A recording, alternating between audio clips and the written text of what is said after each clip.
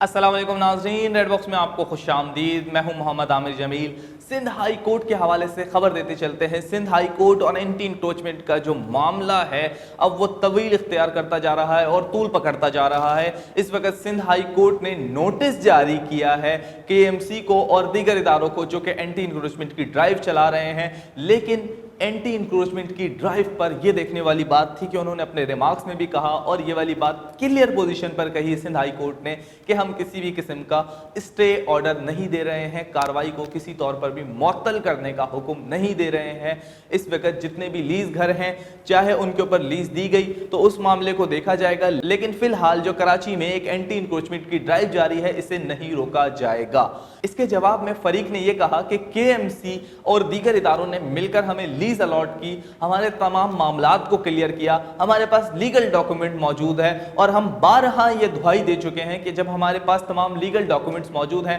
तो किस तरह से रातों रात आप उठकर हमारे घरों को गिरा सकते हैं। कोई ऐसा इदारा क्यों बनाया गया है जिसकी लीगल अथॉरिटी ही नहीं है और उसके बावजूद वो हमें एनओसीज दे रहा है, उसके बावजूद वो हमें तमाम चीज़ें प्रोवाइड कर रहा है, लेकिन इसके बावजूद यहाँ पर एंटी इंक्रोचमेंट की अचानक से ड्राइव लॉन्च की जाती है, नाले को बड़े करने का कहा जाता है और उसके बाद जो तमाम लोगों के लीज्ड घर हैं जिनकी हुकूमत ने ओनरशिप ली है कि 99 साल तक आपको इस घर पर कोई भी बंदा कुछ नहीं कहेगा, इस बात की हुकूमत वक्त रियासत पाकिस्तान इस बात की जिम्मेदारी लेती है, तो आज किस तरह से आप लोगों को उनके घरों से बेघर कर सकते हैं। इस हवाले से अगर बात करें तो ये मामला स्टार्ट हुआ 18 फरवरी 2021 के अंदर जब कराची के अंदर एंटी इंक्रोचमेंट की ड्राइव लॉन्च की गई और उस ड्राइव के अंदर हमने देखा कि बहुत सी जगहों को क्लियर करवाया गया। गुज्जर नाला, महमूदाबाद नाला, औरंगी नाला और इस तमाम नालों समेत बहुत से कराची के ऐसे मकामात थे जहां पर सॉफ्ट, हार्ड और स्ट्रक्चर की जितनी भी कंक्रीट स्ट्रक्चर थे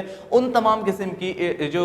स्ट्रक्चर मौजूद थे उन तमाम को रिमूव किया गया, उन तमाम को हटाया गया। उसमें बहुत सी लीज जगहें भी आई और इन तमाम लोगों ने सिंध हाई कोर्ट से राब्ता किया। सिंध हाई कोर्ट ने ट्रिब्यूनल के जरिए ये मामला चलाया और बाद अज़ा ये मालूम हुआ कि सिंध हाई कोर्ट इस वक्त तक